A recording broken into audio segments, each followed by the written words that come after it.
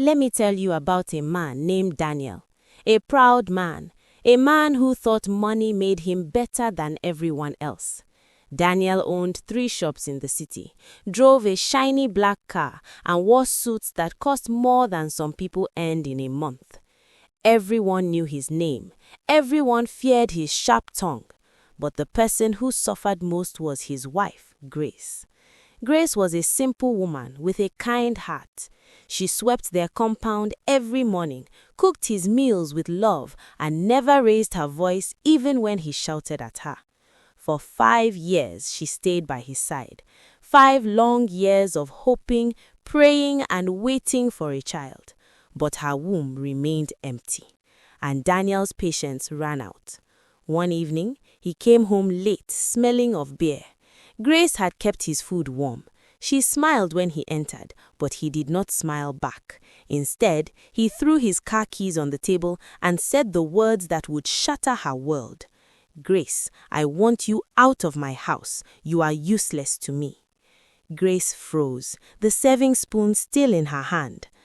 "Daniel, what are you saying?" Her voice trembled like a leaf in the wind. He loosened his tie and looked at her with cold eyes.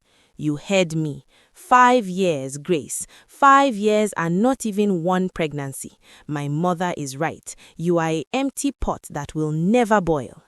Tears filled Grace's eyes. "But we made vows before God. We promised to stay together no matter what happens." Daniel laughed bitterly. "God? Where is your God now? If he cared, he would have given you a child. Pack your things and leave tomorrow morning. I am marrying someone else." Grace fell to her knees. "Please, Daniel, let us go to the hospital together. Let us find out what the problem is." He turned away from her. "I already know what the problem is. It is you. My new woman will give me children. You will see." That night, Grace did not sleep. She lay on the mat in the guest room, crying until her pillow was soaked. How could love turn so cold? By morning, Daniel had already called his lawyer. The divorce papers arrived before breakfast. Grace's hands shook as she signed them. She had no strength left to fight. Her own family lived far away in the village, too poor to help her. She had nowhere to go. As she packed her small bag, Daniel's mother arrived. The old woman stood at the doorway, arms folded, a satisfied smile on her wrinkled face. "So, you are finally leaving," she said. "Good. My son deserves a real woman, not a barren tree like you." Grace said nothing. Words would not change their hearts. She picked up her bag, walked past them both, and stepped into the street. The morning sun was bright, but her world felt dark. She walked and walked, not knowing where her feet were taking her. People stared at her red eyes and trembling lips. Some whispered, some pointed. Shame wrapped around her like a heavy blanket. After hours of walking, she found herself at a small church. The door was open. She entered, collapsed on the front bench, and wept. An old pastor found her there, face buried in her hands. "My child," he said gently, sitting beside her, "what brings such heavy tears?" Grace told him everything. Every painful word Daniel spoke, every cruel laugh from his mother, every year she spent begging God for a child. The pastor listened quietly, nodding with understanding. When she finished, he placed a wrinkled hand on her shoulder. "Grace, listen to me carefully. You are not cursed. You are not useless. God has not forgotten you." She looked up, eyes swollen and red. "Then why does he allow me to suffer like this?" The pastor smiled softly. "Because the greatest blessings often come after the greatest pain. Wait and see what God will do." He gave her food, a place to sleep in the church's small guest room, and a little money for transport. "Go to your sister in the next town," he said. "Start fresh. And remember, weeping may last for a night, but joy comes in the morning." Grace thanked him with trembling lips and left the next day, carrying hope smaller than a mustard seed. Grace's younger sister, Mercy, lived in a town 3 hours away. She worked as a cleaner in a big hotel and stayed in a tiny one-room apartment. When Grace knocked on her door that evening, Mercy's eyes widened in shock. "Sister Grace, what are you doing here? Where is Daniel?" Grace's tears answered before her mouth could. Mercy pulled her inside quickly, sat her down, and listened to the whole story. When Grace finished, Mercy's face burned with anger. "That wicked man, after everything you did for him." She hugged Grace tightly. "Don't worry, you will stay here with me. We will manage together." And so Grace began a new life. She helped Mercy clean the hotel rooms, wash bed sheets, and scrub toilets. The work was hard and the pay was small, but Grace did not complain. At least she had a roof over her head. At least someone cared. Weeks turned into months. Grace tried to forget Daniel. She tried to bury the pain deep inside. But some nights, lying on the thin mat beside her sister, tears would come again. Silent tears, painful tears. One morning, Grace woke up feeling strange. Her stomach turned. Her head felt light. She rushed to the bathroom and vomited. Mercy knocked on the door. "Sister, are you all right?" Grace came out, pale and confused. "I don't know what is wrong with me." This continued for 3 days. On the 4th day, Mercy sat her down with serious eyes. "Sister Grace, when last did you see your monthly flow?" Grace's eyes widened as she counted backwards. Her heart began to race. I have not seen it in 2 months." Mercy grabbed her hand. "We are going to the clinic right now." At the small health center, the nurse took Grace's blood and told them to wait. Those 30 minutes felt like 30 hours. Grace's palms were sweating. Her mind was spinning. Finally, the nurse called them in with a gentle smile. "Congratulations, madam. You are pregnant, about 8 weeks." Grace's mouth fell open. She could not speak, could not breathe. Mercy screamed with joy and hugged her tightly. But Grace just sat there, tears streaming down her face. After all those years, after all that pain, God had finally answered.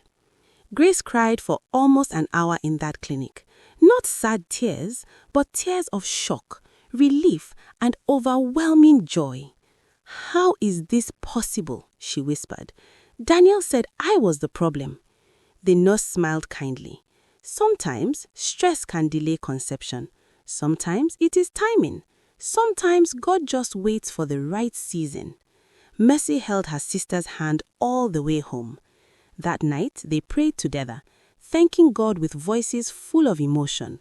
But as the weeks passed, a new fear crept into Grace's heart. What if something went wrong? What if she lost the baby? What if Daniel found out? She tried to push the thoughts away, but they haunted her. At 5 months, her belly began to show. She wore loose dresses to hide it while cleaning the hotel, but one day, the hotel manager, a kind woman named Mrs. Ade, noticed. She called Grace to her office. Grace's heart pounded with fear. Was she about to lose her job?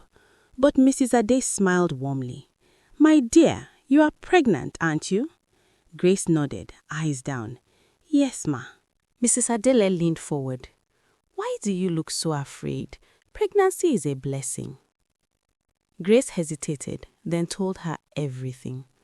About Daniel, about the divorce, about being called barren and useless. Mrs. Adele's face softened with pity and anger. That foolish man. He threw away a treasure without even checking if the problem was his. She stood up and walked around her desk. "Grace, listen to me. You will not clean floors while carrying a child. From today, you will work at the reception desk. Lighter work, same pay." Grace's eyes filled with tears. "Ma, thank you. Thank you so much." Mrs. Adele smiled. "And when your baby comes, you will take 3 months off, paid. I will not let you suffer." For the first time in months, Grace felt truly cared for. She walked at the reception, greeting guests with a gentle smile. Her belly grew rounder. Her face began to glow. One evening, during a routine checkup, the doctor looked at the scan screen and paused. "Grace, come and see this." Grace's heart jumped. "Is something wrong?" The doctor grinned. No, something wonderful. You are carrying twins. Grace screamed so loud the whole clinic heard her. Twins? 2 babies? The doctor laughed. Yes, 2 healthy babies, a boy and a girl. Grace covered her face and sobbed. God had not just answered her prayer, he had doubled it. Mercy danced around the clinic waiting room when she heard the news. My sister is carrying twins! Twins! That night, they celebrated with rice and chicken, even though it cost them their savings for the week. They did not care. Joy was worth more than money. As the months passed, Grace's belly grew bigger and bigger. Walking became harder, sleeping became uncomfortable, but she smiled through it all. She talked to her babies every night, rubbing her stomach gently. Mommy loves you, she would whisper. You are my miracles. Meanwhile, far away in the city, Daniel was preparing for his new wedding. He had found a younger woman named Sandra. She was beautiful, fashionable, and came from a rich family. Everyone said they were the perfect match. Daniel felt proud. Finally, he would have the family he deserved. Finally, people would stop whispering behind his back. Daniel spared no expense for his wedding. He rented the biggest hall in the city. He hired a live band. He ordered a cake taller than a man. He invited everyone, business partners, friends, even people who barely knew him. He wanted the whole city to see his success. His mother was overjoyed. My son, you have finally done the right thing. That useless Grace is gone, and now you will have children everywhere. Daniel smiled confidently. Yes, Mama. Sandra is young and healthy. We will have many sons. But as the wedding day approached, something strange happened. Sandra began avoiding him. She made excuses not to visit. When he called, she sounded distant. 1 week before the wedding, he went to her house unannounced. Her mother opened the door, face tight with worry. Daniel, Sandra is not feeling well. He pushed past her. I need to see her. He found Sandra in her room, crying. Her eyes were swollen. Her hands were shaking. Sandra, what is wrong? Are you sick? She looked up at him, tears streaming. Daniel, I went to the doctor yesterday. His heart stopped. And? She took a deep breath. He said I might never be able to have children. The room went silent. Daniel stared at her, unable to speak. His mouth opened and closed like a fish out of water. What do you mean? Sandra's voice broke. The doctor said I have a condition, something wrong with my womb. He said natural pregnancy would be very difficult, maybe impossible. Daniel stepped backward, his legs weak. This could not be happening, not again. But you are young, you are healthy. How can this be? Sandra covered her face. I did not know. I only found out yesterday. I wanted to tell you, but I was afraid. Daniel's mind was spinning. All the money spent on the wedding, all the people invited, all the boasting he had done. And now this? He turned and walked out without another word. Sandra called after him. Daniel, please, we can adopt. We can try treatment. But he did not stop. He got into his car and drove away, hands gripping the steering wheel so hard his knuckles turned white. His mother's words echoed in his head. You will have many sons. Now those words felt like a curse. That night, he could not sleep. He lay in bed staring at the ceiling, replaying everything. Maybe it was not Grace. Maybe it was him. The wedding was only 5 days away, but Daniel could not think straight. He avoided Sandra's calls. He avoided his mother's questions. He locked himself in his office, drinking and thinking. His business partner, James, finally confronted him. Daniel, what is going on? Your wedding is in a few days, but you look like you are attending a funeral. Daniel poured another drink. Maybe I am. James sat down. Talk to me. Daniel told him everything about Sandra's diagnosis, about his fears, about the doubts now eating him alive. James listened quietly, then said something that shook Daniel to his core. Have you ever tested yourself? Daniel looked up sharply. What? James leaned forward. You divorced Grace because you said she could not have children. But did you ever check if the problem was you? Daniel's face went pale. I did not need to. I am a man. Men do not have those problems. James shook his head. That is foolish thinking. Many men have fertility issues. You blamed Grace without even knowing the truth. Daniel's hands began to tremble. You think it could be me? James stood up. I think you should find out before you marry another woman and repeat the same mistake. Those words haunted Daniel all night. The next morning, he went to a private hospital. He told no one. The tests were done in silence. The waiting was torture. 3 days later, the results came. Daniel sat across from the doctor, heart pounding. The doctor looked at him with serious eyes. Mr. Daniel, I have reviewed your results. Daniel swallowed hard. And? The doctor sighed. Your sperm count is very low. Motility is also poor. Natural conception would be extremely difficult. The room started spinning. Daniel gripped the edge of the desk. Are you saying I am the one who cannot have children? The doctor nodded gently. It appears so. This could be due to an old infection, lifestyle factors, or genetic issues. But yes, you are the primary cause. Daniel's world collapsed. Everything he believed, everything he said to Grace, every cruel word, every insult, it was all a lie. He was the problem, not Grace, him. He stumbled out of the hospital in a daze. People stared at him, but he did not care. He got into his car and just sat there, hands shaking, tears burning his eyes. That evening, Daniel called off the wedding. Sandra cried, his mother screamed, his friends were confused. But Daniel could not go through with it. How could he marry Sandra, knowing they would both be childless? How could he face people who would eventually ask about children? The shame crushed him. Weeks passed. Daniel became a shadow of himself. His businesses suffered. He stopped going to church. He stopped seeing friends. He just stayed in his big empty house, drinking and thinking about Grace. Where was she now? Was she still alive? Did she remarry? Did she hate him? One evening, his mother visited. She found him sitting in the dark, staring at nothing. Daniel, what is wrong with you? You have been acting strange since you cancelled the wedding. He looked at her with hollow eyes. Mama, I am the one who cannot have children, not Grace, me. His mother's face went stiff. What nonsense are you talking? He showed her the test results. She read them slowly, her hands beginning to shake.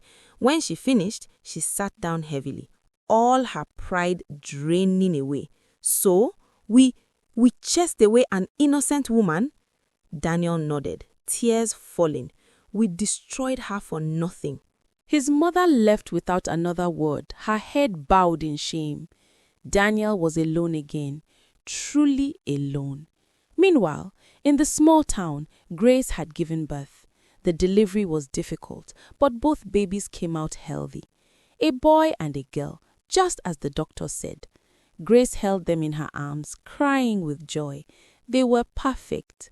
Tiny fingers, soft skin, beautiful faces.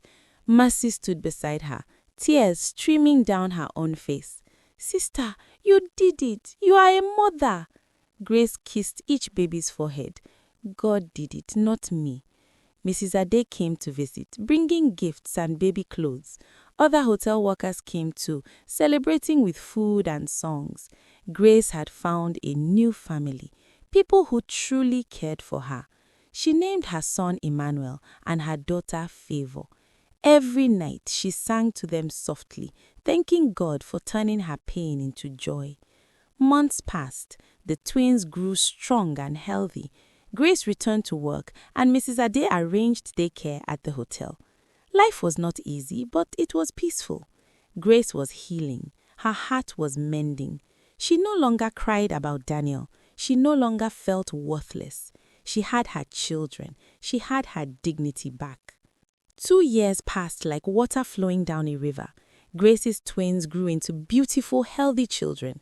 Emmanuel had his mother's gentle eyes. Favor had a smile that lit up every room. Grace had saved enough money to rent a small house. Nothing fancy, just 2 rooms with a kitchen, but it was hers. She decorated it with love, hung curtains Mercy helped her sew, and kept it spotlessly clean. Her life had become simple but full. She woke early, prepared breakfast for her children, took them to daycare, worked at the hotel, picked them up in the evening, and sang them to sleep at night.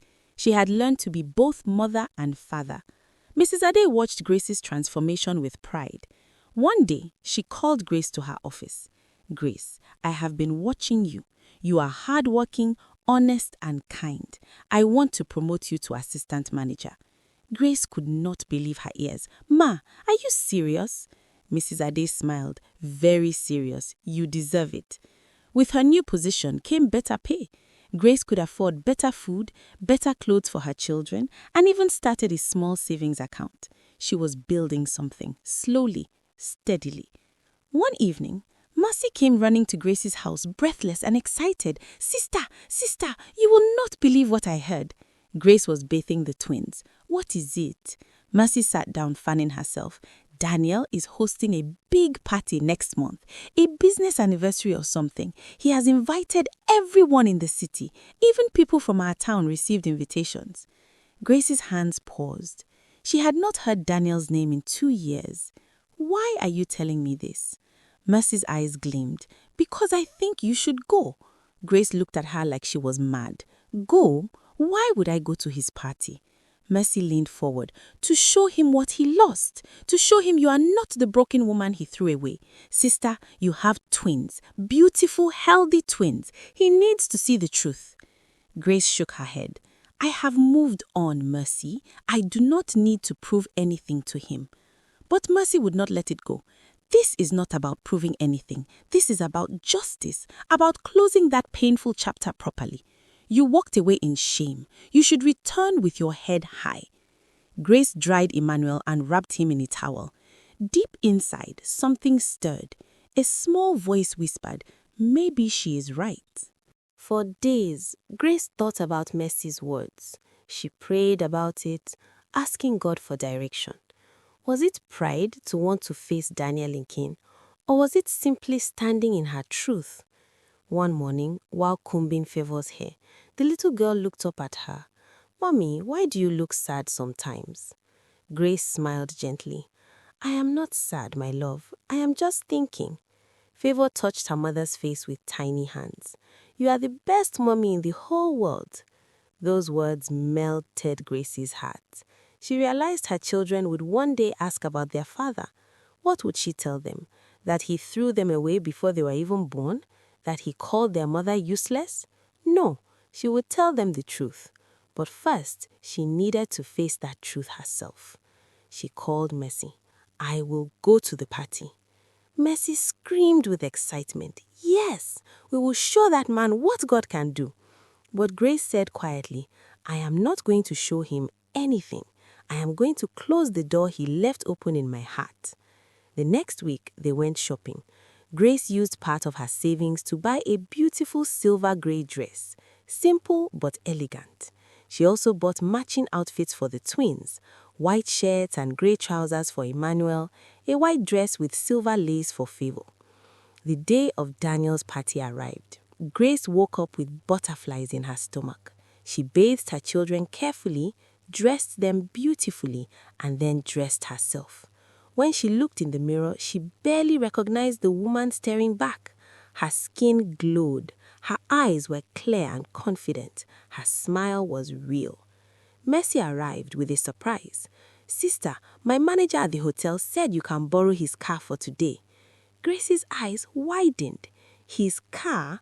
Mercy grinned. "Not just any car. Wait and see." Outside stood a silver Mercedes-Benz, polished until it shone like a mirror. Grace covered her mouth. "Mercy, this is too much." Mercy shook her head. "Nothing is too much for today. You are going to arrive like the queen you are." Grace strapped her children into the back seat. Emmanuel clapped his hands excitedly. "Big car, Mommy." Favor giggled. Grace took a deep breath, started the engine, and drove toward the city. Her heart pounded with every mile. What would Daniel say? What would people think? But then she remembered the pastor's words from 2 years ago. "Weeping may last for a night, but joy comes in the morning." Her morning had finally come. Daniel's party was held at the biggest event center in the city. Red carpet stretched from the gate to the entrance. Decorations hung everywhere. A live band played soft music. Guests arrived in expensive cars, dressed in their finest clothes. Daniel stood at the entrance, shaking hands and smiling, but the smile did not reach his eyes. He had grown thinner. His face looked tired. His mother stood beside him, greeting guests with forced cheerfulness. Inside, tables were covered with food and drinks. Businessmen laughed loudly. Women showed off their jewelry. But underneath the celebration, Daniel felt hollow. This party was supposed to celebrate 10 years of his business success. But what did success mean when you had no one to share it with? No wife, no children, just money and emptiness. James, his business partner, noticed his mood. "Daniel, you should be happy. Look at all these people here to celebrate you." Daniel forced a smile. "I know," but he did not feel it. Suddenly, a murmur started near the entrance. People began turning their heads, whispering excitedly. Daniel looked up, curious. Then he saw it, a silver Mercedes-Benz pulling up to the red carpet. The door opened slowly, and out stepped Grace. Time seemed to stop. Grace stood there in her silver-gray dress, the evening sun making her glow like an angel. She reached into the car and lifted Favor out, then took Emmanuel's hand. The twins stood beside her, looking like little royalty in their matching white and silver outfits. The crowd went silent, staring. Who was this woman? Where did she come from? Daniel's heart stopped. His mouth went dry. His legs felt weak. "Grace?" he whispered. His mother grabbed his arm. Is that Grace?" Daniel could not answer. He watched as Grace walked slowly up the red carpet, her children holding her hands. She did not hurry. She did not look nervous. She walked with quiet dignity, her head held high. People began whispering louder now. "Who is she? Those children are so beautiful. Look at that dress." Grace reached the entrance. Her eyes met Daniel's. For a moment, neither of them moved. Then Grace spoke, her voice calm and clear. "Hello, Daniel." He opened his mouth, but no words came out. His mother stared at the twins, her face turning pale. "Grace, these children, are they?"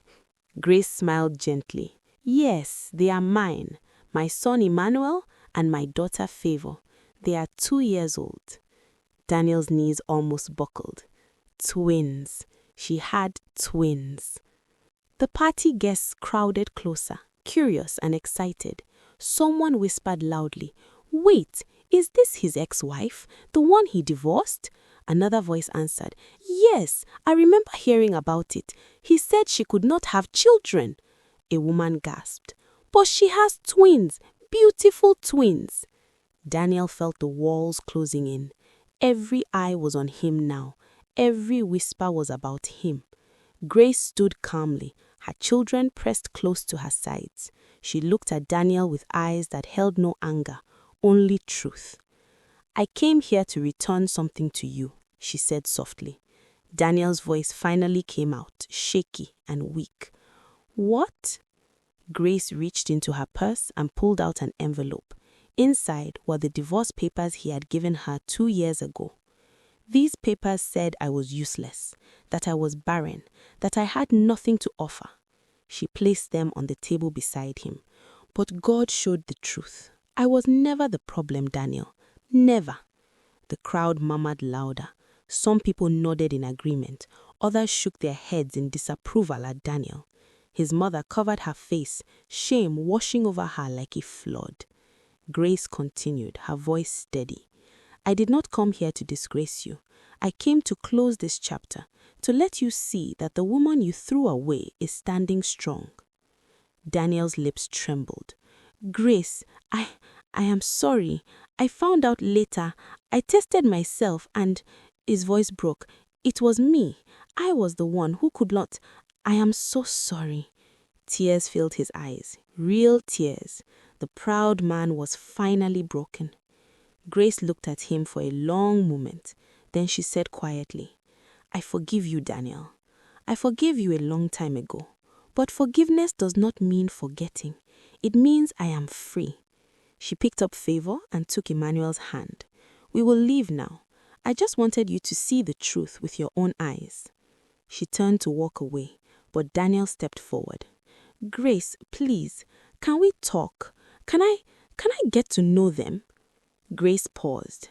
She looked down at her children, then back at him. "These children do not know you, Daniel. You were not there when I carried them in pain. You were not there when I gave birth alone.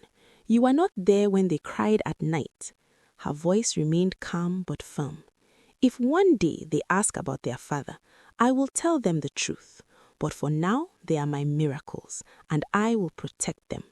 With that, she walked away. The crowd parted like the Red Sea, watching her leave with respect and awe. Daniel stood frozen as Grace's silver car drove away. His mother collapsed into a chair, weeping. The party continued, but the joy was gone. People whispered all night. Some pitied Daniel, others said he got what he deserved. James came to him later. "You had a treasure, and you threw it away because you were too proud to check yourself first." Daniel nodded slowly, tears streaming down his face. "I know." That night, after all the guests left, Daniel sat alone in his big, empty house. He thought about Grace's glowing face. He thought about those two beautiful children he would never know. He thought about all the cruel words he had spoken. And he realized something painful. You cannot unbreak a heart you shattered. You cannot reclaim a life you destroyed. Grace had moved on. She had found peace, strength, and joy without him. Meanwhile, Grace drove back to her small house with Mercy, who had been waiting outside the party. "Sister, you did it! You faced him!" Grace smiled tiredly. "Yes, and now it is truly over." She put her children to bed that night, kissing their foreheads gently. "Sleep well, my loves. Tomorrow is a new day." And as she lay down, she whispered a prayer of thanks, not because she had proven Daniel wrong, but because God had proven her worth. Months later, Grace's life continued to blossom. Mrs. Ade gave her another promotion. She became the hotel manager, the first woman to hold that position. Her salary increased enough for her to move into a better house with 3 bedrooms. Emmanuel and Favor started nursery school. They were bright, joyful children who made friends easily. Grace's story spread through the town like wildfire. Women facing similar struggles came to her for encouragement. She became a voice of hope, reminding them that their worth was not tied to anyone's opinion. One Sunday at church, the old pastor who had helped her 2 years ago saw her. He smiled widely. "Grace, do you remember what I told you?" She nodded, tears in her eyes. "You said joy comes in the morning." He nodded. "And has it come?" Grace looked at her children playing in the church courtyard. She thought about her job, her peace, her healing. "Yes, Pastor, the morning came, and it is brighter than I ever imagined." As for Daniel, he never remarried. He lived with the weight of his mistakes, a rich man with an empty heart. And the lesson remained clear for all who heard this story. Never despise what you have not tested. Never destroy what you have not understood. And never throw away a treasure just because you are too proud to see its worth. Grace proved that God's justice may be slow, but it is always sure. And sometimes the best revenge is simply living well.